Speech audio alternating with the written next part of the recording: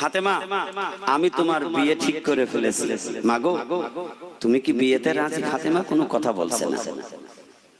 ওমা, আমি একটা ভালো ছেলের সাথে তোমার বিয়ের সম্বোধন করেছি, সেটা হলো হযরতে আলী। ফাতেমা কোনো কথা, চুপ করে মাথা নিচু করে বসে রয়েছে। যখন উত্তর না দিলেন, রাসূল বলছেন, বুঝে ফেলেছি আমার মেয়েই বিয়েতে। ফাতেমা রাদিয়াল্লাহু তাআলা আনহা বিয়েতে রাজি, কারণ আমার বাবা যখন রাজি, আমি তার মেয়েও রাজি। ধরে বলেন না সুবহানাল্লাহ। জেলে চিন্তা করলেন, আগে ছেলের আগে মেয়েকে আগে জিজ্ঞাসা করি। মেয়েকে ডাক দিয়ে নিয়ে বলেন, মা, আমরা একটা জিনিস ঠিক করে ফেলেছি, তোমাকে বিবাহ দেব। মেয়ে বলছেন, হ্যাঁ, বিবাহ হতে রাজি। সুবহানাল্লাহ জোরে বলেন। বাবা মনে করেছে একবারেই খুশি যখন, কখন তো আর কোনো টেনশন চিন্তা থাকার কথা নয়। ও মা, দ্বিতীয়বার বলছে, মা গো, তোমাকে সারা জীবন ঘরে রাখতে চাই। সুবহানাল্লাহ জোরে বলেন। বলছে ঘরে মানে বিয়ে দিলে তো শ্বশুর বাড়ি চলে যায়। বলছে, ও মা না, আমাদের ঘরে যে ছেলে আছে এই ছেলের সাথে তোমার বিয়ে দেব। মা, তুমি এই বিয়েতে রাজি কিনা? মেয়ে বলছে হ্যাঁ রাজি, কিন্তু তার মন বলছে যতই সামাজিক বিয়ে হোক না কেন, কারণ আগে আমার জীবন যৌবন সুপে দিয়েছি সুলাইমানকে। সুবহানাল্লাহ। আমার জীবন যৌবনটা আমি আগেই সুপে দিয়েছি, মালিকের বলেছি জিন্দেগিতে বিয়ে হলে আমার সুলাইমানের সাথেই হবে। এখন বাবার মেয়ে যদি ভালো হয়, বাবার মুখের উপরে জবাব দেবে না, ঠিক না বেঠিক? সে তার নিজের সম্মানের দিকে তাকাবে। ও চিন্তা করছে, যদি আমি বলি বিয়ে পুষবো না, তাহলে আমার বাবা না কি মনে করবে? এরকম হয় কি হয় না? মেয়ে যদি রাজি না হয়, বাবা তখন খুব টেনশন করে, কিন্তু খুব তালাশ করে যে না জানি মেয়ে আবার কোন জায়গায় আই লাভ ইউ না। কথা বলে না কেন? কথা বলো। মেয়ে রাজি, বাবাও খুশি। এবার কার কাছে যাবে? সুলাইমানের কাছে গেলেন, যাই বলছে, বাবা, তুমি আমাদের একমাত্র ছেলে, এখন আপাতত এখন তোমার একটা বিয়ের ব্যবস্থা করেছি। চিন্তা করছে, আল্লাহ, আবার কি মায়েরই খাইতে হয়? যদি বিয়ে বাড়ি যাওয়ার পর বলে বাবার নাম কি, তোমার নাম কি, তাহলে এখন মিথ্যা কথা তো বলতে পারবো না। তো চিন্তা ভয়তে কলিজা কাঁপছে, আল্লাহ, এবার যদি পরিচয় দিতে হয়, তাহলে এবার আর মায়ের মনে হয় মাটিতে। কথা বলেন না কেন? এমন ভয় ধরে গিয়েছে যে পরিচয় দিনই তো মায়ের খাওয়া লাগবে পারে। তো বলছে, আমার বিয়ে? বলছে হ্যাঁ। তো বলছে, কোথায় বিয়ে? তা বলছে, বাবা, তোমাকে বলিনি তো আমাদের মেয়ের সাথে বিয়ে। সুলাইমান বলছে, আল্লাহ, কোন ফাঁদে পড়লাম, কোন বিপদে পড়লাম? 2 বছর আজকে কর্মচারী আমি, কিনার তো কিছুই দেখিনি, স্বামী আর স্ত্রী দুজনে আমার মনে হয়, তাহলে মেয়ে কোথায়? মনে হয় আমার পরীক্ষা নিচ্ছে। সুবহানাল্লাহ বলেন। চিন্তা করেন, খুব ভালো ভাবার ব্যাপার আছে। 2 বছরের মধ্যে ওই ঘরে মেয়ে আছে। বাদশা সুলাইমান আলাইহিস সালাতু ওয়াস সালাম এখনো পর্যন্ত টের পায় নাই। সুলাইমানের শর্তের মধ্যে ওই শর্তটা 1 নম্বর মনে করে নিলেন, যে যেই মা তাকওয়া পরহেজগারী হবে, পর্দানিশী হবে, তার চেহারা সুরত কেউ দেখতে। আমাদের মারা পর্দা করে না, জানলা দরজায় পর্দা করতে পারে? কথা বলেন না কেন?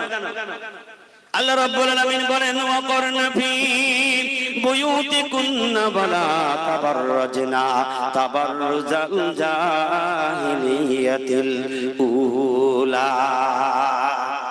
আল্লাহ রাব্বুল আলামিন নারী জাতিকে সম্বোধন করে বলেছেন, হে বিশ্বের নারী জাতি, খবরদার ওই জাহেলাতের যুগের মতো তোমরা চলাফেরা করবা না। ঘর থেকে যখন বেরাবা, তোমার সতীত্বকে হিফাজত করবা। তখন তোমার দেহটাকে চাদর দিয়ে আবৃত করে নিয়ে ঘর থেকে বাহির হবা, যেন কোনো পরপুরুষ তোমার চেহারা মোবারক না দেখে। সুবহানাল্লাহ বলবেন না? তুমি জানো ওই রকমের অহংকার করে ভম্ব ভরে হেঁটো না। আল্লাহ রাসূল এই পর্দার ব্যাপারটা ক্লিয়ার করে শুনিয়ে দিলেন। নবীজির কাছে 2 জন স্ত্রী বসে আছে, পর্দার হুকুমটা কেমন একটু ভালো করে শুনে নাও রে মুসলমান। নবীজির কাছে 2 জন স্ত্রী বসা, একজন হলো উম্মে সালমা আর একজন হলো উম্মে মাইমানা। সুবহানাল্লাহ জোরে বলেন। হঠাৎ আব্দুল্লাহ ইবনে মাকতুম অন্ধ ব্যক্তি নবীজির সঙ্গে দেখা করার জন্য রওনা করেছেন, আসছে নবীজির হুজরার কাছে পৌঁছে গেছে। যখনই আসতেছে আল্লাহ রাসূল বললেন, দুইজন স্ত্রীকে যাও, এখানে আর বসা চলবে না, তোমরা ভিতরে পর্দার মধ্যে চলে যাও। দুজন স্ত্রী যুক্তি করছে, আরে আসছে তো কানা, কি সে কথা বলেন না কেন? কানা চেনেন না? চেনেন? চোখই দেখে না, আরে অন্ধ, ও তো অন্ধ, তো আমাকে দেখবে না, পর্দার মধ্যে যাওয়ার দরকার দেখে। রাসূল বলছে যা। পেছন থেকে বলছে উম্মে সালমা, ইয়া রাসূলুল্লাহ, যিনি আপনার কাছে আসছে সে তো জন্ম অন্ধ, তার তো চোখ নেই, আমরা যদি আপনার পিছনে চুপ করে বসে থাকি আমাদের দেখতে পাবে না? দেখতে পাবে? আল্লাহ রাসূল বললেন, বিবি রে, আমার ওই সাহাবীর দুইটা চোখ আমার আল্লাহ বন্ধ করে দিয়েছে ও বিবি, কিন্তু তোমাদের দুইটা চোখ তো আমার আল্লাহ বন্ধ করে না। তাহলে ওই সাহাবী তোমাদের দেখবে না ঠিক, কিন্তু তোমাদেরও তার চেহারা দেখা শরীয়তে আল্লাহ জায়েজ করে নাই। সুবহানাল্লাহ জোরে বলেন। বাদশা সুলাইমান মনে মনে চিন্তা করলেন, একটা মানুষ একটা ঘরে কেমনে থাকে? এই 2 বছরের মধ্যে তার একটা কাপড়ও তো আমার চোখে পাতে নাই। আল্লাহু আকবার বলবেন। তার একটা কাপড়ও তো দেখতে পাই নাই। মনে হয় ঘরে কোনো মেয়ে নাই, আমারে মনে হয় পরীক্ষা নেছে, কোনো কথা বলে না, চুপ করে বসে আছে আর চিন্তা করছে, আল্লাহ কোন জবাব দেব, আর কোনটা জিজ্ঞেস করবে, কোনটা বলবো। মনে হয় এবার আমার শেষ মায়ের খাতে হতে। কথা বলেন না কেন? শেষ করে দিই 10টা বাজে গিয়েছে। পেছনে কথা বলছে না, বলছে হুজুর একদি গেলাম বলে, ওই কোনার লোক চলে যাবে, একটা লোকের আজ যাইতে দেব না। সুলাইমান, বাবা কথা বলো, কিছু বলে না, চুপ করে বসে আছে। আরে বাবা বলো না, তুমি রাজি নাকি? বলছে, বাবা 2 বছর আমি তোমার কর্মচারী, আমি এখন জেলে হয়ে গেছি, তোমার সাথে মাছের ব্যবসা করি, আর তোমার ঘরের মেয়ে তুমি আর কাজ পেলে না, জেলের সাথে বিয়ে দিবা। বলছে, না না, আমাদের এখন পছন্দ হয়ে গিয়েছে, আপনি এখন আমাদের জামাই। সুবহানাল্লাহ জোরে বলেন। আপনি এখন আমাদের জামাই, কিন্তু পরিচয় তো কেউ কারোর জানে না। ও চিন্তা করছে এখন কি করি কি করি, এখানে তো একটা থাকার ব্যবস্থা হয়ে গেছে, এখান থেকে যদি আবার বিদায় করে দেয়, যে মার খাইছি বার এর চাইতে ডবল মারও তো নসিবে থাকতে পারে। যাহাই হোক, কি বলে, যাহাই হোক, আপাতত রাজি হয়ে গেলেন। রাজি হয়ে যাওয়ার পরে ওই জেলে বলছে, ও বাবা, কিন্তু এমন একটা মেয়ে তোমার সাথে বিয়ে দেব, আগে বলাই ভালো, আমার মেয়ে তো চোখে দেখে না। আল্লাহ, কি বিপদ জামান নসিবে আছে। কি দেখে না? চোখে দেখে না। দ্বিতীয় নম্বরে তার গুণ হলো পা দিয়ে হাঁটতে পারে না। কি পারে না? পা দিয়ে হাঁটতে পারে না। 3 নম্বরের গুণ হলো আমার মেয়ে হলো কালো, কিন্তু আগে শর্তে বলেছে চেহারা ভালো হতে হবে। কি হবে? চেহারা ভালো হতে হবে, তার মধ্যে শিক্ষিত গুণ থাকতে হবে, পরিবারটা একটু ভালো স্বচ্ছ হতে হবে, এবং ওই মেয়েটা পর্দানিশী আল্লাহ ভীরু খোদা ভীরু হতে হবে।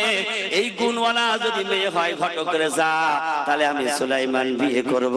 ওই অপেক্ষায় ঘুরে ঘুরে এখন জেলের কর্মচারী হয়ে গেছে, কিন্তু সে যে বাদশা সুলাইমান ভিতরে মনে আছে কিন্তু জাহির করতে পারে না, কারণ ওই বাদশার সব বুজুর্গি ছিল হাতের আংটি। বুজুর্গি ছিল তার সব, ওই হাতের আংটির মধ্যে আল্লাহ মর্যাদা দিয়েছিলেন। আংটি যার বাদশা তার। সুবহানাল্লাহ জোরে বলেন। চিন্তা করলো যা হয় হোক, আশ্রয় যখন পেয়েছি, নাই তার খাদেমগিরি করো, সুবহানাল্লাহ, না হয় তার খাদেমগিরি করব। মেনে নিলেন, বিয়ের আনন্দ চলছে। আল্লাহু আকবার বলেন। সব পর্যন্ত যদি না যায় রাগ করবেন না তো? বিয়ের আনন্দ চলছে, এখন আর তো কোনো উপায় নেই। মেয়ে কিন্তু মনে মনে বলছে, আব্বা ও মা, তোমাদের থাপ্পড় খেয়েছি, তারপরও ধৈর্য ধরে বড় হয়েছি, যতই বিয়ে দাও কিন্তু আমার বিয়ে করব আমি সুলাইমান। সুবহানাল্লাহ জোরে বলেন। যতই বিয়ে দাও, শরীয়তে সব মানবো, কিন্তু ভিতরে থাকবো ফারেক। কি থাকবো? ভালো করে বুঝে যান। বললে আমি ভিতরে ভিতরে তার বিবি হব না, কিন্তু শরীয়তেও জানতে দেব না, কারণ একটা ইজ্জত আছে না নাই? যারা আল্লাহ বলা হয় তাদের একটা আলাদা সম্মান আছে। সুলাইমানের বিয়ে হয়ে গেল। বিয়ে হয়ে যাওয়ার পরে তখন কাজ মনে হয় বিয়ে কারোর হয়নি। সুলাইমান এখন তো তার সামনে বাসর রাত আসছে, ফুল সজ্জা আসছে। সুলাইমান অপেক্ষা করছে, আল্লাহ কানা কেমনে আসবে নে বাসর ঘরে, তাও তো বড় একটা ব্যাপার। না জানি আমার কি কোলে করে আবার ঘরে আনতে হবে নাকি, কারণ হাঁটতে শ্বশুর বলেছে আমার মেয়ে হাঁটতে পারে না। এখন জামাইকে নিয়ে গিয়ে সুন্দর ঘর সাজানো ঘরের মধ্যে বসিয়ে রেখেছে, এখন অপেক্ষায় আছে আমার বান্ধবী আসবে, আমার স্ত্রী। হাসতে হাসতে উকি উকি মেরে দেখে আল্লাহ কেমনে আসে দেখি, হাঁটতেও পারেন আল্লাহ কিভাবে আসে দেখি। আল্লাহ আকবার জোরে বলেন। হঠাৎ সময় মতো এত সুন্দর চেহারা যা জীবনে কোনোদিন সুলাইমান দেখেন। আল্লাহ আকবার বলেন। জীবন ওই রকমের সুন্দর চেহারা সুলাইমান কোন রমণী দেখে নাই, কারণ যারা আল্লাহ বলা হয়, আল্লাহর বন্ধু যারা হয়, তাদের চক্ষু সব সময় নিম্নগামী করে রাখে, তারা কোনো মহিলার দিকে তাদের চোখটা লাগায় না। আজকে দেখছে এত সুন্দর চেহারার মানুষ, এক হাতে পাকা আর এক হাতে শরবতের গিলাস। সুবহানাল্লাহ। সুলাইমান মনে করেছে হয়তো আমার স্ত্রীর কোনো বান্ধবী হবে, আমারে মিষ্টি মুখ করাবে, শরবত খাওয়াবে, সেই জন্য মনে হয় আসছে। মাথা নিচু করে বসে আছে, কোনো কথা বলে না। এসে ডান হাতে শরবতের গিলাস আগিয়ে দিয়ে বলছে, আপনি আমার আগে সালাম দিলেন, দিয়ে বলছে আপনি আমার শরবতটা নেন। তাকাই না, মনে করছে হাত বাড়াবো কি বাড়াবো না, না জানি আবার কি মায়ের খাতে হয়, কারণ আমার স্ত্রী তো কালো, হাঁটতে পারে না বন্ধ। এবার জানা কাটা পরিকল্পনা। সুবহানাল্লাহ বলবেন না? মনের মধ্যে কলিজার ভয়, একবার হাত বাড়াইতে চাই, আবার হাত হালায়, মনে হয় আল্লাহ কি জানি কি ঘটবে, আমার না পরীক্ষা নেবার জন্য করছে নাকি। হাত বাড়াই না, বলছে চিন্তা করো না, আমি তো তোমার স্ত্রী, শরবতটা পান করো, এখন খুশি থুয়া জাগা আর না। কি সর্বনাশ স্বীকার করেছে, যাই একটা কিছু হবে, যাহাই হোক। শরবত নিলেন, এবার পাখা দিয়ে বাতাস দেয় আর বলে, তুমি আমার শরীয়তের স্বামী, কিন্তু তুমি আমার অন্তরের স্বামী না। চিন্তা করলে আল্লাহ কোন বিপদে পড়লাম, আমার ফেললে আল্লাহ শরীয়তের স্বামী অন্তরে নাই। বলছে কেন কেন একটু বলো না শুনি। বলছে না, আমি অনেক আগেই আমার জীবন যৌবন আমি সব ছুপে দিয়েছি। বাদশা সুলাইমানের সাথে আমার বিবাহ পোষার বড় শখ, আমি তার জন্য আমার জীবনটা অক্ষ করে দিয়েছি। আমি আপনার শরীয়তে সব করব, আপনার কাপড় ধোবো, আপনার কাপড় কেচে দেবো, রান্না করে খেতে দেবো, কিন্তু শোনেন আপনি যেন আমার দিকে হাত, কোরআনের সামনে সব খুলে আল্লাহ বয়ান করেছে। সুবহানাল্লাহ জোরে বলেন। আপনি আমার দিকে হাত বাড়াবেন না, আপনার ঘরও আমি থাকবো, আপনি খাটেরও মাথায় আর আমি মাথায়, কারণ ইজ্জত দুজনার দুজনের সম্মান বজায় রাখবে, কিন্তু যেন আপনি আমার দিকে আসবেন না, কারণ আমার এ জীবন আর কারোর জন্য নয়, আমার ইজ্জত কারোর জন্য নয়, আমি সব জীবন যৌবন সবগুলি আমি অক্ষ করে দিয়েছি আল্লাহর পয়গম্বর সুলাইমানের জন্য। সুলাইমান মনে মনে চিন্তা করে, তাহলে তো আমি তোমার পাবো, তাহলে টপে রাসে ধৈর্য ধরা লাগবে। সুলাইমান সবর ইখতিয়ার করেন। আল্লাহ বলেন, ইন্নাল্লাহা মা'আস সাবিরিন। ধৈর্যশীল আল্লাহ বেশি পছন্দ করে। সুবহানাল্লাহ বলবেন না? ধৈর্যশীলকে আল্লাহ বেশি পছন্দ করে। ও চিন্তা করলো যে আশ্রয় যখন আছে, তাহলে ঠিক আছে তুমি আমার রান্নায় করে দিও, সব করো, তবে সমাজে তো যাবে সুলাইমানের একটা স্ত্রী আছে, কোনো বুজুর্গি নাই, ওর মধ্যে কোনো মুজিজা নাই, ও বুঝাইতে পারবে না যে আমি সুলাইমান, মুখে বললে কি মানবে না। ও মহিলা জানে সুলাইমান এ দেশের বাদশা, তুমি যদি সুলাইমান হও তাহলে তুমি কেমনে আমার বাবার সারি জবাব দাও। নীতি নীতি মনে বলছে আমি সুলাইমান, ওটা আগেই বলবে তুমি আর বড় সুলাইমান, আমার বাপের লিভারগিরি করো কর্মচারী, আর তুমি সুলাইমান বলবে কি বলবে না? আরে সুলাইমান এবার রাতে সিজদায় পড়ে গিয়ে কান্দে, মালিক যেদিন আমি সিটি পেয়েছিলাম ওই দিন আমি সিটিখানা ফেলে দিয়েছিলাম আল্লাহ, মনে হয় ওই সিটি ফেলার কারণে তুমি আমাকে মায়ের পিঠ খাওয়াইলে, তুমি আমাকে বাদশাহী থেকে ওখান থেকে লাভিয়ে তুমি রাজকারী বানিয়ে দিলে। আল্লাহ রাব্বুল আলামিন কালামে হাকিমের মধ্যে সুন্দর করে বয়ান করেছেন, কুলিল্লাহুম্মা মালিকাল মুলকি তুতিল মুলকা মান তাশাউ ওয়া তানসিউল মুলকা মিম্মান তুলিজুন নাহারা ফিল লাইল ওয়া তুখরিজুল হাইয়্যা মিনাল মাইয়িতি ওয়া তুখরিজুল মাইয়িতা মিনাল হাইয়্যি ওয়া তারযুকু মান তাশাউ বিগাইরি হিসাব।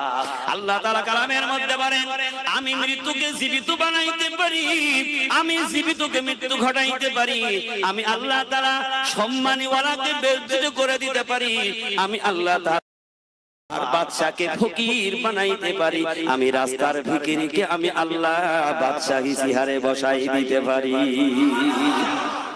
কবি সম্রাট আল্লামা ইকবাল তিনি বলেছেন, নদীর এই কুল ভাঙে ওই কুল গড়ে, এই তো ভবের খেলা, সকাল বেলার ধনী রে তুই ফকির সন্ধ্যা বেলা, সকাল বেলার ধনী রে তুই ফকির সন্ধ্যা বেলা। জোরে বলে বাচ্চা সুলাইমান মনে মনে চিন্তা করে, আল্লাহ আমি ছিলাম দেশের বাচ্চা সুলাইমান, ওখান থেকে তুমি আমার মায়ের পিঠ খাওয়ায়ে জেলের বাড়ির কর্মচারী বানিয়ে দিয়েছো, এখন তুমি আবার সেই ঘরে আমার বিবাহ করিয়ে দিয়েছো। কিন্তু মনে মনে চিন্তা করে, আল্লাহ আমি তো মনে করেছিলাম যে তার চেহারা সুন্দর হতে হবে, কারণ দেখবেন অনেক সময় ইমামদের পরীক্ষা কিছু দেখে, যখন কোনটা ধরা পড়ে না তখন বলে দেখো তার বিবি ভালো কিনা। কথা বলেন না কেন? আস্তে করে বলেন ভুল না ঠিক? কারণ মুসল্লি জানি ওর স্ত্রী যদি ভালো হয় অন্যদিকে মুখ। বোঝেন না আমার কথা? এত ভাঙিয়ে বলছি তাও যদি না বোঝেন। সুলাইমান মনে মনে চিন্তা করেন, আল্লাহ এক নম্বরে তো আমি পেয়ে গেছি, সুবহানাল্লাহ বলেন, কারণ চেহারা এত সুন্দর, জীবনে কোনোদিন রকমের মহিলা চোখ দেয় না। করলেন আবার লেখাপড়াও জানে, ভালো শিক্ষিত নামাজিওয়ালা মানুষ, সুবহানাল্লাহ বলবেন না? চিন্তা করলো এত বড় পর্দা নিশি আমার জগতে আমি এখনো জানতে পারি নাই। 2 বছর তার ইজ্জত বাঁচানোর জন্য, পর্দা করার জন্য তার একটা কাপড় পর্যন্ত লোকালয়ে মেলে দেয় না। যেই কথা আল্লাহর নবীর মেয়ে ফাতেমা রাদিয়াল্লাহু তাআলা আনহা বলেছিলেন, আলীকে ডাকতে বলেছিলেন, আলী দিনের বেলায় যদি আমার মৃত্যু হয় খবরদার দিনের বেলায় কবরে নিবা না, দাফন করবা না, জানাজাও নিয়ে যাবা না। ও আলী দিনের বেলায় যদি মওত হয় আমারে রাতে জানাজা করে মাটি দিবা, বেশি লোকের খবরও দিবা না। কয়েকজন নিয়ে আমার কদর রাসূলের সাহাবীদেরকে নিয়ে তুমি দাফন করে দিও। আলী মনে মনে চিন্তা করলো, ফাতেমা এই কথা বলে কেন? ফাতেমা আবার বলে দিলেন, স্বামী আমার গোটা জীবনটা আমি পর্দার মধ্যে কাটিয়েছি, জীবনে কোনো পরপুরুষের দেখলাম না, তারা আমাকেও দেখলো না। আমার মৃত্যুর পর যদি কাফন পরানোর মধ্যেও যদি কোনো পুরুষ আমার কাফনের উপর দিয়ে দেখে, তাহলে তারা মনে মনে কল্পনা করবে যে নবীর মেয়ে ফাতেমা এত বড় লম্বা চওড়া একটা মানুষ ছিল। এর নাম হলো পর্দা করা, সুবহানাল্লাহ বলবেন না? সুলাইমান মনে মনে চিন্তা করলেন, তার মধ্যে এত বড় পর্দা রয়েছে, এত বড় আল্লাহর ভয়, আল্লাহ যাহাই হোক, সুবহানাল্লাহ জোরে বলেন, অপেক্ষায় আছে, যদিও সে আমাকে শরীয়তে হয় মারফতে না হয় না হোক, কারণ আশ্রয় পেয়েছি, না হয় জীবনটা এইভাবে কাটাবো, জীবনটা এইভাবেই কাটাবো। একটু সেন্ট আনতে হবে না, দেরি হয়ে যাচ্ছে। অনেকে ঘড়ি দেখছে যে হুজুর লাগিয়েছে কি, মুনাজাত এখনই দিচ্ছি, সমস্যা নেই, ওখানে থাক, আবার পরের দিন শোনাবো। সুলাইমান ওই বাড়ির জামাই দেখবেন, নতুন জামাই যতই সম্পর্ক হোক না কেন, নতুন জামাই কিন্তু শ্বশুর আর কাজে নেয় না, নেয় নাকি? এতদিন কর্মচারী ছিল, এখন তো নিজের জামাই। মানুষের লুকালয় একটা লজ্জার ব্যাপার আছে রে রাই, কারণ মানুষ বলবে কি রে জামাই নিয়ে যাচ্ছে, লজ্জা করে জামাই আর কিছু বলে না। শাশুড়ি বলে বসে থাকলে হবে না, যাও তাড়াতাড়ি জাল নিয়ে চলে যাও, মাছ ধরতে যাও, কারণ জামাইরে আজকে তো ভাত দেব, বড় মাছের মাথা লাগবে, খালি খালি জামার কেমনে ভাত দেব। এতদিন ছিল কর্মচারী আর এখন হয়ে গিয়েছে বাড়ির জামাই। সুবহানাল্লাহ ধরে বলে, জামাই এখন বড় মাথা খাবে। কি খাবে? বড় মাথা খাবে। শাশুড়ির সব বলছে তাড়াতাড়ি যাও, খাবার তেমন জামাইর বুলো টিলো না, একলাই যাও। এখান থেকে নতুন জামাই হয়েছে, মাথা খায় আর ঘাড় নাড়ে। সুবহানাল্লাহ।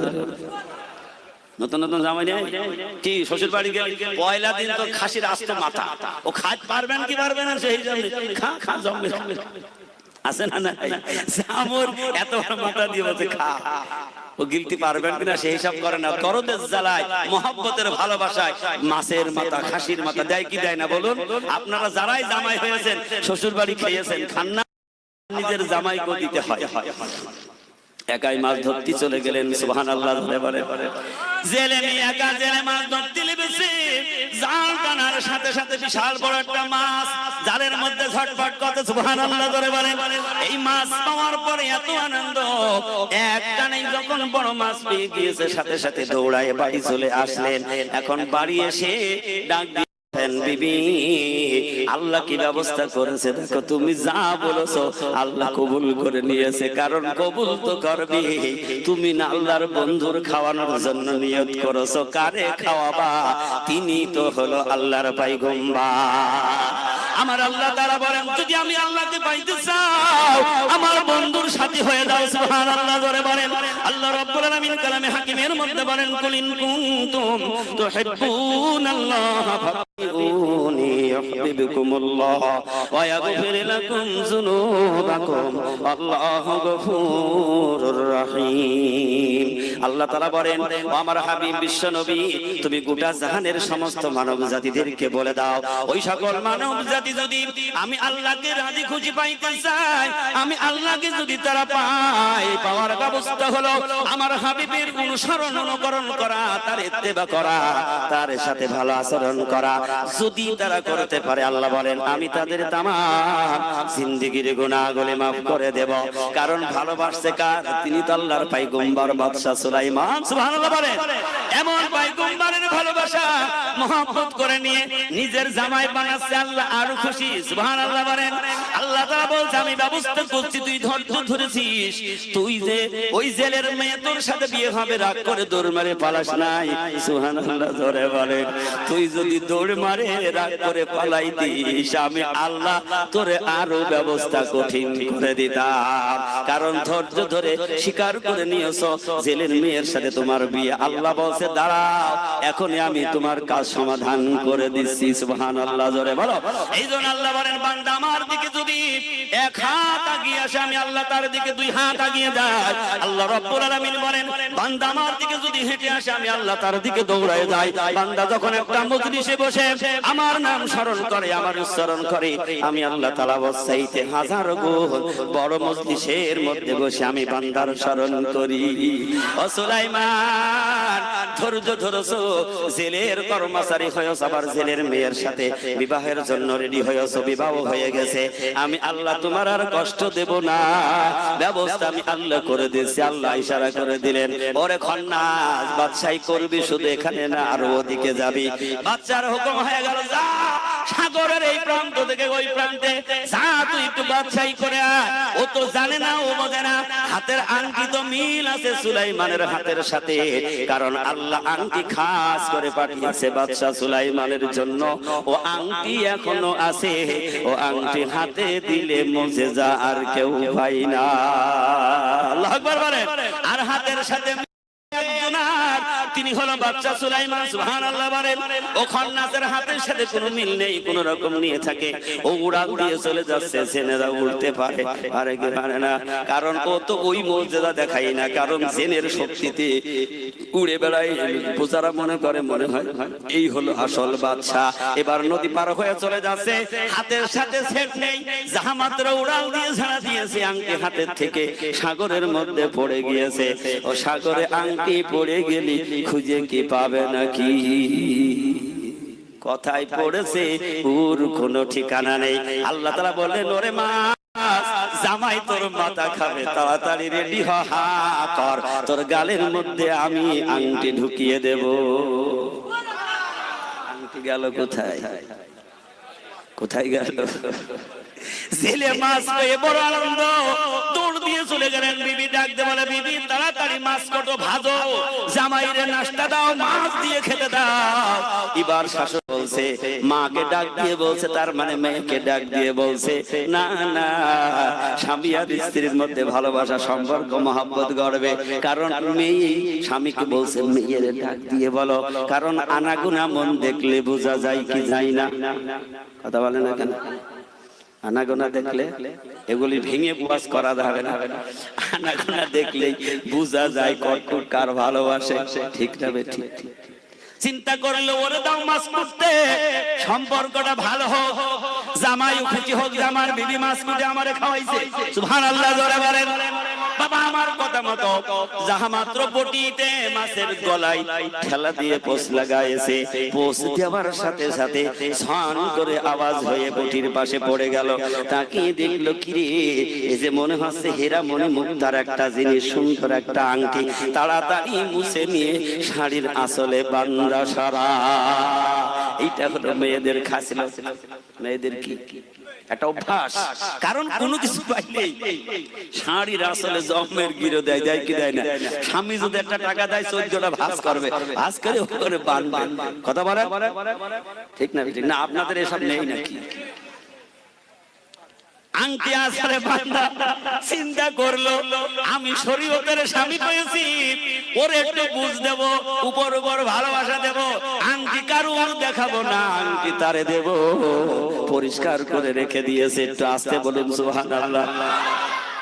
তুমিও বুঝবা, ও বুঝবে। আল্লাহ বলেন, ওরে বান্দা, ওয়ালা তামশি ফিল আরদি মারহান, ইন্নাকা লান তাখরিকাল আরদা ফালান তাবলুগাল জিবালা তুলা। অহংকারের মালিক কে? জোরে বলুন কে? আংটি গেছে কাছে রেখে দিয়েছেন, আংটি দেবে কখন কেউ জানবে না, দেব তখন। সুবহানাল্লাহ জোরে বলুন। বাবা মার বলে নাই, কারণ ওরে খুশি রাখতে হবে। ভুলা যায় না, সংগ্রাম করলে তো মান সম্মান সব যাবে। আবার ও তো মনে করছে, আমি যদি বেয়ারা হই আমার মা মারবে, কারণ একদিন বলেছিলাম পেছন থেকে থাপ্পড় দিয়েছিল, এখনো মনে হয় সে হাতের থাপ্পড়ের ব্যথা চলে আছে। দুজনারই মারির ভয়। সুবহানাল্লাহ জোরে বলুন না কেন? দুজনারই কিসের ভয়? মারির ভয়। আমার মা জানলে মারবে, যা গোপনে ওরে আংটি মাংটি দিয়ে ওরে সান্ত্বনা দিয়ে রেখে দেবো, যা হয় রাতের বেলা বলছে, আমার বাবা তুমি তো কর্মচারী, তোমার নিজের ছেলে মনে করে বিয়ে বাড়ি অনেক অনুষ্ঠানে অনেক কিছু দেয়, গলায় চেন দেয়, হাতে আংটি দেয়। আমার বাবা তো নিজের ছেলে মনে করে তোমাকে কিছু দেয় নাই। তোমার তো কপাল পোড়া, আর কি দেশে মেয়ে ছিল না নাকি?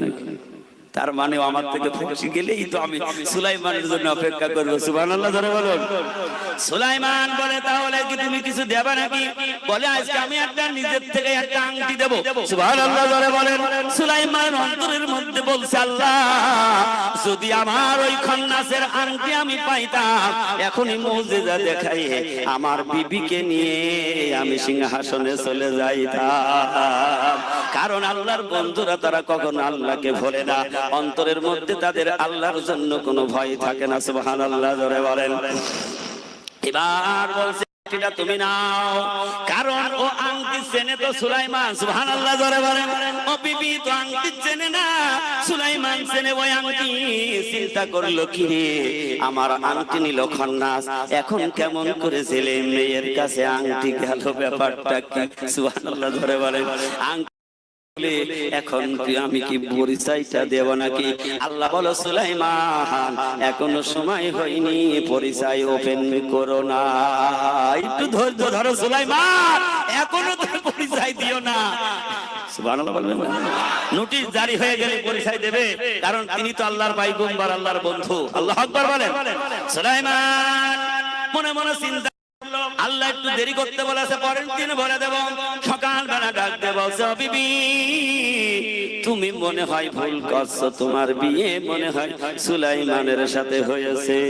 বলছে বুঝেছি, পাওয়ার জন্য কত ঢং না তুমি জানো। আল্লাহু আকবার বলে।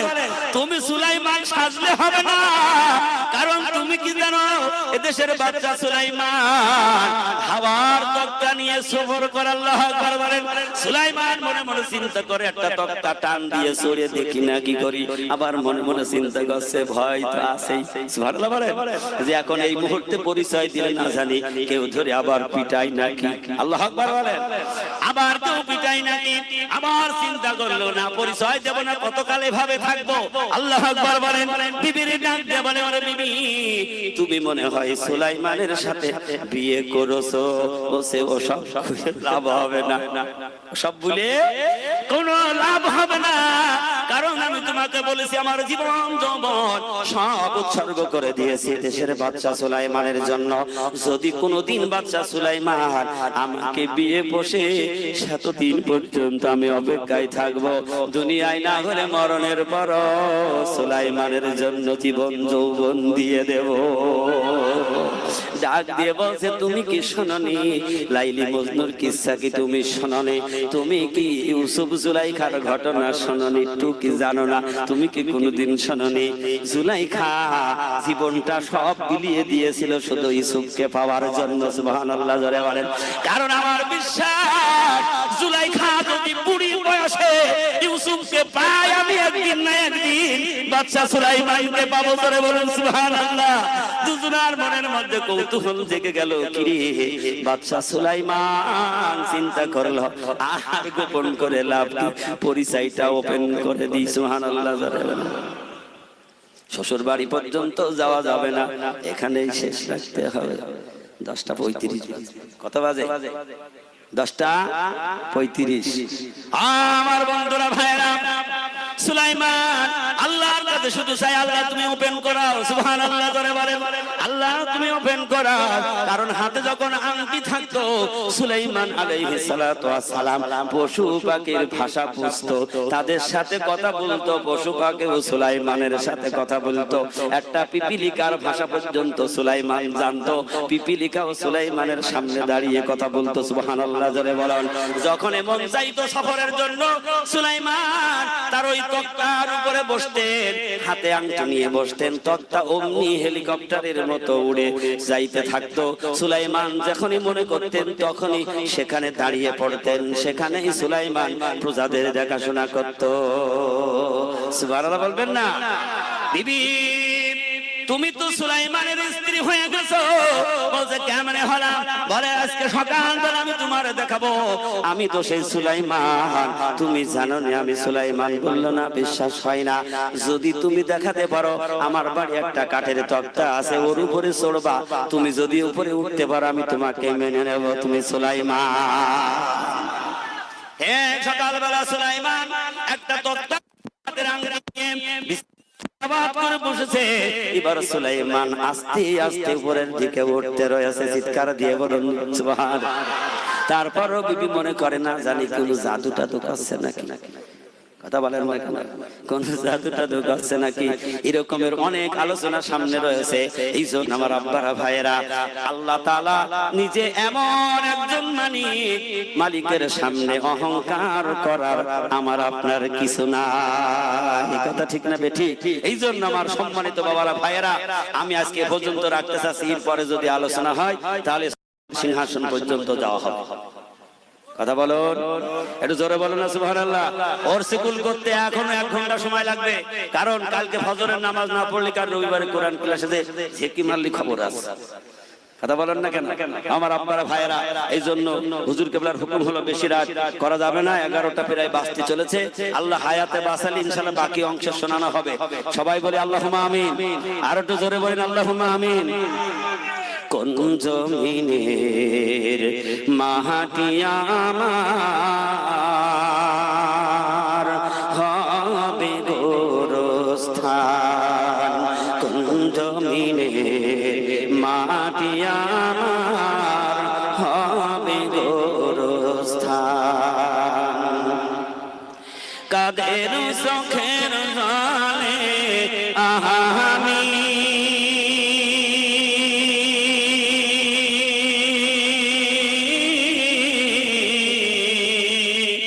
কাদের চোখের জলে আমি পাবো পরিত্রাণ,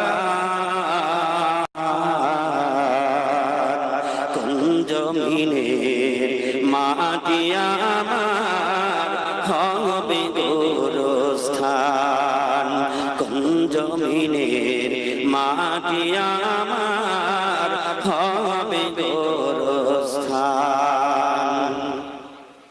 কারায় আমার গোসল দেবে, কে পরাবে কাফন, কারায় আমায় কেঁদে কেঁদে করে দিবে দাফন,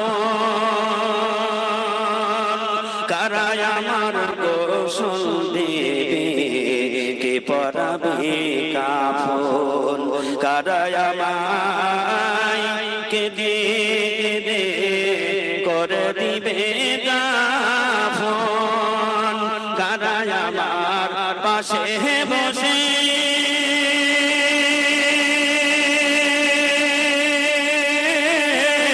শোনাবে কোরআন, কোন জমিনের মাটি আমার হবে গোরস্থান। কাদের চোখের জলে আমি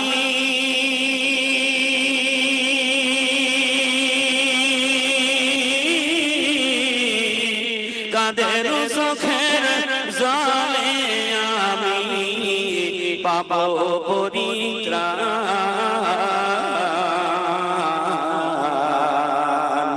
কোন জমিনের মাটি মাগো হবে গোরস্থান, কোন জমিনের মাটি মাগো হবে গোরস্থান।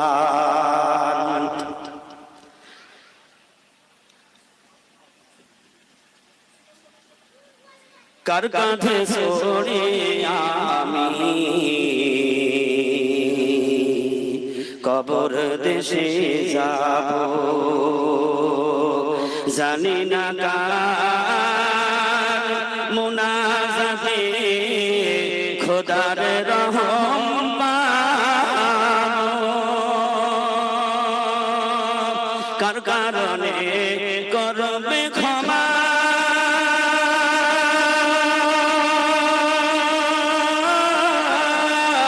আল্লাহ মেহেরবান,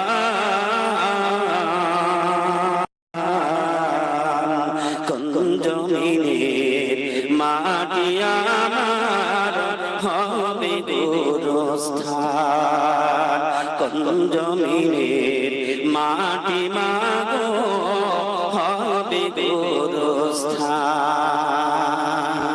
জোরে বলুন না সুবহানাল্লাহ।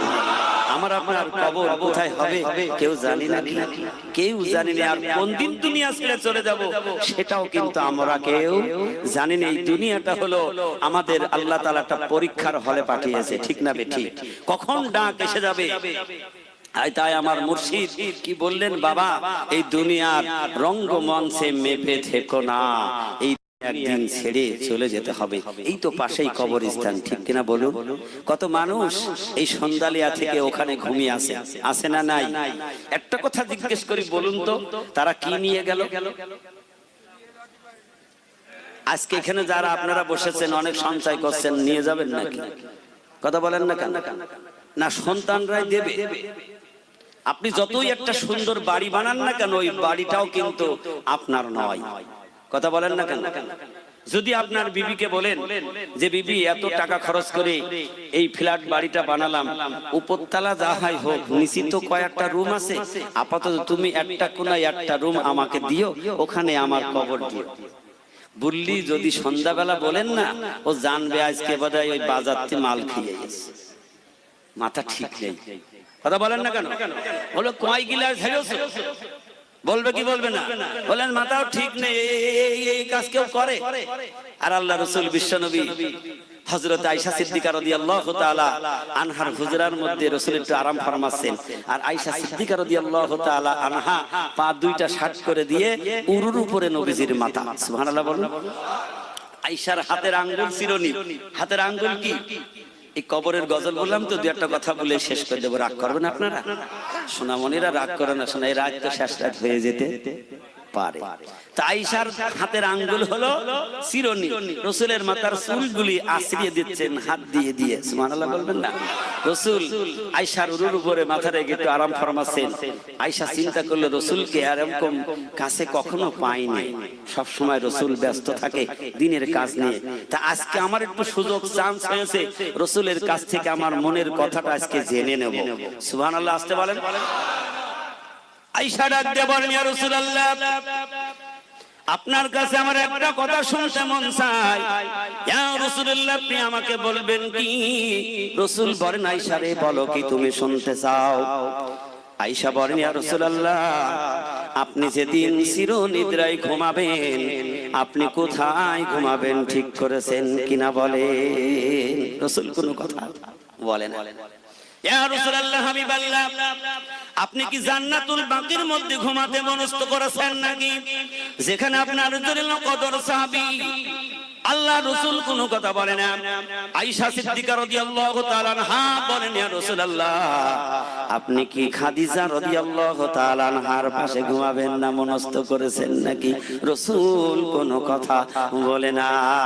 শেষ আয়েশা বলেন, ইয়া রাসূলুল্লাহ, হাবিবাল্লাহ, আমি বুঝতে পেরেছি আপনি আজকে হযরতে আয়েশা সিদ্দিকা রাদিয়াল্লাহু তাআলা আনহার কোনো কথার উত্তর দেবেন না, আপনি মনে হয় পণ করেছেন। এত সুযোগ পাওয়ার পরেও আমার তথ্যটা জানা হলো না।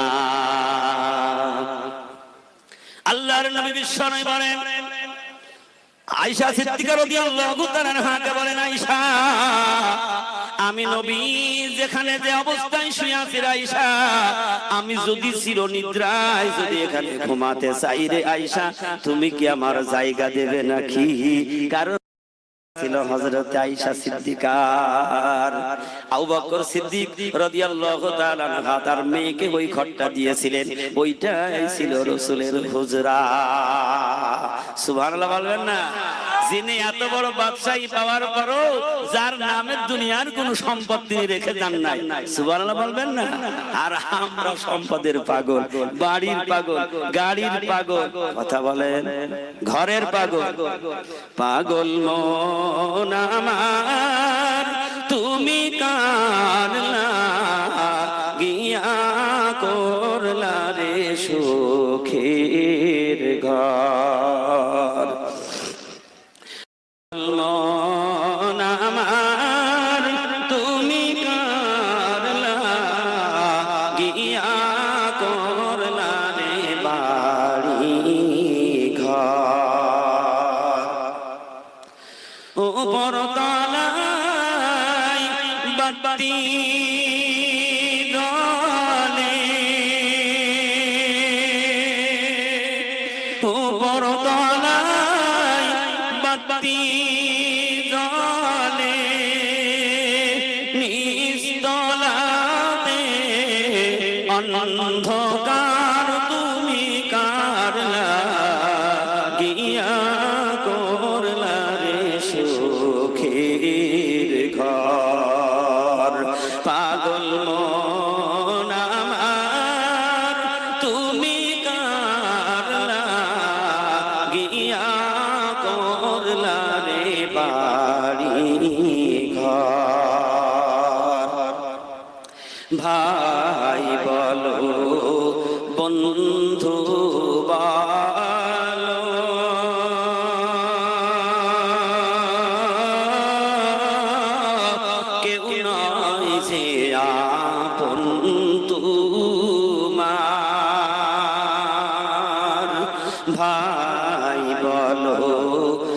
বন্ধু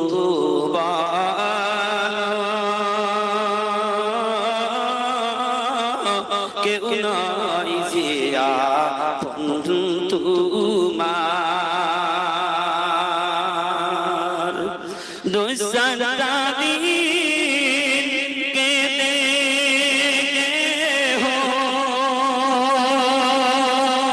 দুই সারা দিন কেঁদে হো রাগবে না তো খোঁজ খবর তুমি কারলা গিয়া করলা রে সুখের ঘর পাগল মন আমার তুমি কারলা গিয়া করলা রে বাড়ি ঘর উপর তলায় বাতি জলে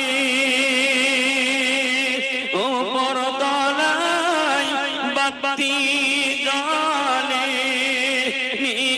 নিস্তলাতে অন্ধকার তুমি কারলা গিয়া করলা রে সুখের ঘর পাগল মন আমার তুমি কারলা গিয়া করলা রে বাড়ি ঘর পাগল মন আমার তুমি কারলা গিয়া করলা রে সুখের ঘর হযরত আয়েশা সিদ্দিকা রাদিয়াল্লাহু তাআলা আনহা বললেন ইয়া রাসূলুল্লাহ হাবিবাল্লাহ আপনি আজকে ফোন করেছেন আয়েশার কোনো কথার জবাব দেবেন না আল্লাহু আকবার বলে আল্লাহর হাবিব বিশ্বনবী মুহাম্মদুর রাসূলুল্লাহ সাল্লাল্লাহু আলাইহি আয়েশা জননীকে ডাক দিয়ে বলেন আয়েশা আল্লাহর হাবিব যেখানেই ঘুমিয়ে আছে এখানেই যদি চির নিদ্রায় ঘুমাতে চাই রে আয়েশা তুমি আমার জায়গাটা দিবা নাকি আর আমরা বললে বলবে কয় গ্লাস খাইছো ঠিক না বেটি আয়েশা ডাক দিয়ে বলেন ইয়া রাসূলুল্লাহ হাবিবাল্লাহ আপনি এখানে ঘুমাবেন এর জন্য আমি বড় খুশি সুবহানাল্লাহ বলেন ইয়া রাসূলুল্লাহ হাবিবাল্লাহ এতে আরো আয়েশার মর্যাদা বেড়ে যাবে ইয়া রাসূলুল্লাহ আপনি একদিকে থাকবেন আর আরেকদিকে আমি থাকবো ইয়া রাসূলুল্লাহ আমার কোনো অসুবিধা হবে না আরো আয়েশার সম্মান বেড়ে যাবে দুনিয়ার মানুষগুলি আপনার রওজা মুবারক জিয়ারত করতে আসবে আর আমার এই ঘটনাও তো তারা দেখে যাবে সুবহানাল্লাহ জোরে বলুন বিদায় নেওয়ার সময় আল্লাহর রাসূল হযরত আয়েশা সিদ্দিকা রাদিয়াল্লাহু তাআলা আনহাকে বলেছিলেন আয়েশা তোমার কাছে এত স্বর্ণ দিয়েছিলাম সেটা কোথায় সুবহানাল্লাহ জোরে বলেন কারণ দুনিয়ার সম্পদ রেখে যে কোনো লাভ হবে নাকি আয়েশা বলেন ইয়া রাসূলুল্লাহ সেটা সেই অবস্থায় রেখে দিয়েছি আল্লাহর রাসূল বলেন আয়েশা এখনি সাদকা করে দাও এখনি বিলিয়ে দাও যার সৃষ্টি না হলে तमाम পৃথিবী আসমান জমি কিছুই সৃষ্টি হতো না তিনি তার নিজের জন্য একটা কানা করে ওই পৃথিবীতে রেখে যান নাই মানব জাতির জন্য সব বিলিয়ে দিয়েছেন এমন একজন মুর্শিদ আমরা পেয়েছি একটু ভেবে দেখি তার সমস্ত নিজস্ব যা সম্পদ ছিল সব আল্লাহর হস্তে সব অক্ষয় স্টেট করে দিয়ে গিয়েছেন নিজের বলতে কিছু রেখে যান নাই সুবহানাল্লাহ জোরে বলেন আর একটু জোরে বলুন না সুবহানাল্লাহ সেই কামেল ওলি আল্লাহর নজরিসে আমরা এখানে বসেছি যদি ওই আত্মাটা খালি করে নিয়ে বসতে পারি অবশ্যই আত্মাটা আল্লাহ তাআলা নূরে নূরান্বিত করে জান্নাতওয়ালা বানিয়ে দেবে জোরে বলুন সুবহানাল্লাহ এইজন্য আমার আব্বারা এই দুনিয়া ছেড়ে সবার যাইতে হবে কোথায় কথা বলুন না কেন কোথায় যাইতে হবে কবরে চলে যেতে হবে এই কবর ছাড়া আমাদের দ্বিতীয় কোনো রাস্তা নেই এইজন্য কবরে যাইতে হলে কিছু সামানের দরকার আছে না নাই 1,24,000 পয়গম্বর পৃথিবীতে এসেছেন তারা ওই দিনের দাওয়াত দিয়েছেন হে বিশ্বের মানুষ এক আল্লাহর গোলামি করো এক নবীর অনুকরণ করো তার আদেশ তোমরা মানো যদি মানতে পারো আল্লাহ বেশক তোমাদের জান্নাতি বানিয়ে দেবে আর যদি না মানো যাইতে হবে জাহান্নামে। কোথায়? জাহান্নামে। নবী মুহাম্মদ রাসূলুল্লাহ সাল্লাল্লাহু আলাইহি সাল্লাম এসে তিনি ওই একই দাওয়াত দিলেন। সাহাবায়ে কেরাম সেই দাওয়াত দিলেন, তাবিঈন তাবিঈন দাওয়াত দিলেন। শেষ জামানার সংস্কারক, জামানার কুতুব আরিফ বিল্লাহর বাদশা, বিশ্বকোষে উল্লেখিত হযরত মাওলানা সুফি মুফতি আযান গাছী রাহমাতুল্লাহ আলাইহি এই বিশ্বের মানুষদেরকে ডাক দিয়ে বলেন, হে বিশ্বের মানুষ, বিনা কাজায় 5 ওয়াক্ত নামাজ পড়ো। নামাজের কোনো কাজা করা যাবে না। নামাজের পরে আল্লাহর সাথে আরো বেশি গভীর সম্পর্ক, প্রেম নিবেদন করতে হলে বেশি বেশি এই কোরআন তেলাওয়াত করো। সুবহানাল্লাহ বলবেন না? কোরআন তেলাওয়াত করো। আর 3 নম্বরের শর্ত হলো কখনো হারাম বস্তু খেও না, হারামের দিকে হাত বাড়ায়ও না। আর মনে রেখো হকুল্লাহর হকুল ইবাদ। কয়টা হক? কয়টা হক? হকুল্লাহ, হকুল ইবাদ। একটা আল্লাহ, একটা বান্দার হক। আল্লাহ তাআলা বলছেন, আমি আল্লাহর হক নষ্ট করেছো, আমি আল্লাহ ইচ্ছা করলে যখন তখন maaf করে দিতে পারি।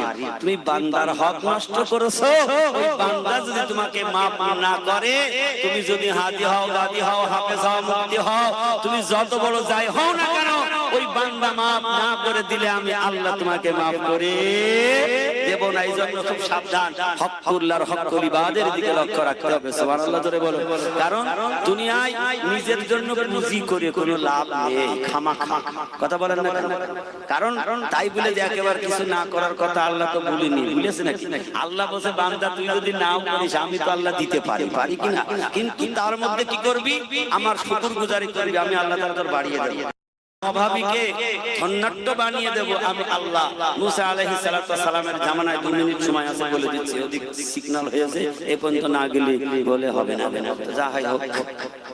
তো মুসা আলাইহিস সালাম তুর পাহাড়ে যাবেন, 2 জন মানুষ, একজন ধনী মানুষ, যারা দেখবেন বিল্ডিং বালাখানা নিয়ে ব্যস্ত আছে, এখানে ঘর ওখানে বাড়ি, এই সব রড সিমেন্ট নিয়ে পাগল, এরকম মানুষ আছে না? তো দাঁড়িয়ে রয়েছে একজন বড় লোক, একজন গরিব। গরিব মানুষ বলছে, আল্লাহর পয়গম্বর মুসা, আমার দুর্দশার কথা তুমি তো জানো, টাকা নেই, পয়সা নেই, ধন দৌলত কিছু নেই, কোন রকম সংসার চলে। তা আল্লাহর সাথে যখন কথা বলবে, আমার দুর্দশাটা একটু বল। কে বল? কথা বলেন না? ওর মনে চাইছে যে আমার পয়গম্বর যদি আল্লাহর কাজ বলে, আল্লাহ আমার অর্থ করে দিয়ে দিতে পারে। ঠিক না বেঠিক? আরেকজন ধনী মানুষ, মুসা তো চেনে কি চেনে না, সে বলছে, পয়গম্বর মুসা, আমার আল্লাহ এত সম্পদ দিয়েছে, এ রক্ষণাবেক্ষণ করা আমার দ্বারা অসম্ভব।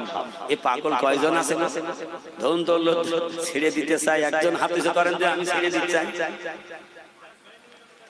সব পরীক্ষায় ফেল। ঠিক না বেটি? বলছে মুসা, আল্লাহকে বলো যেন আমার সম্পদ কমিয়ে দেয়। পাগল কাহা?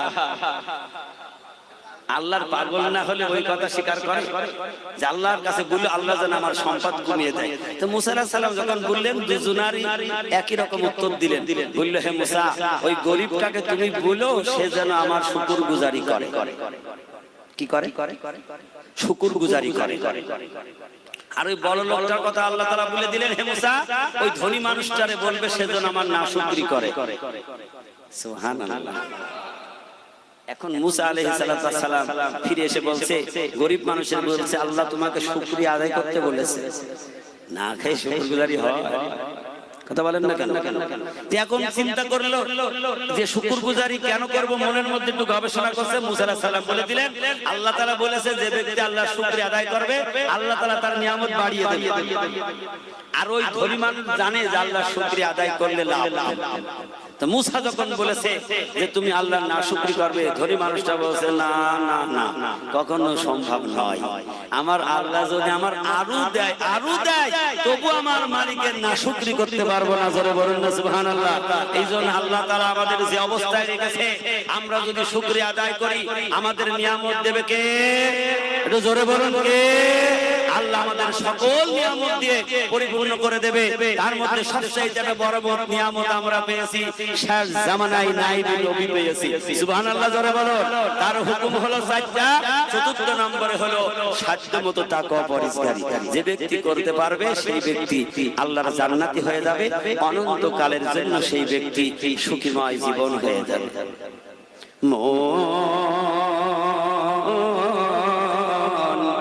কাহার লাগিয়া কান্দো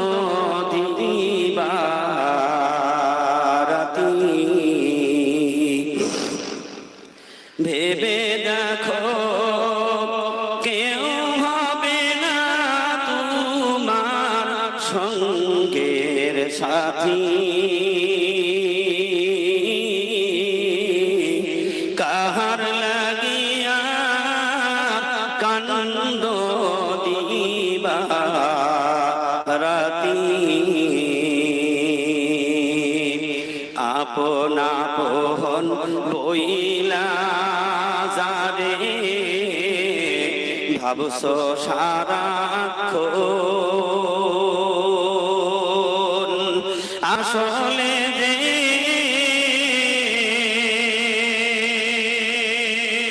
কেউ নয় তারা কেউ নয় রে আপন ওহ তুমি আজ না হয় কাল বুঝবা একদিন রে আজ না হয় কাল বুঝবা একদিন ফিরে জীবন বাতি কাহার লাগিয়া কানন্দ দিবা রাতি এই দুনিয়ার মায়ার জালে বান্ধা সুখের ঘর পরকে লইয়া করছো বসত আপন কহিরা পর অনন্তকাল কে পায় আপন রে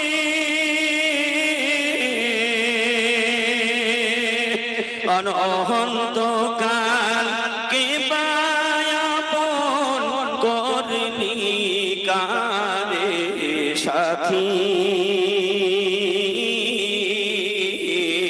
কাহার লাগিয়া কানন্দ দিবা রাতি ভেবে দেখো কেউ হবে না তোমার সঙ্গের সাথী কাহার লাগিয়া কানন্দ দিবা রাতি কাহার লাগিয়া কানন্দ দিবা রাতি হাক্কানি দরুদ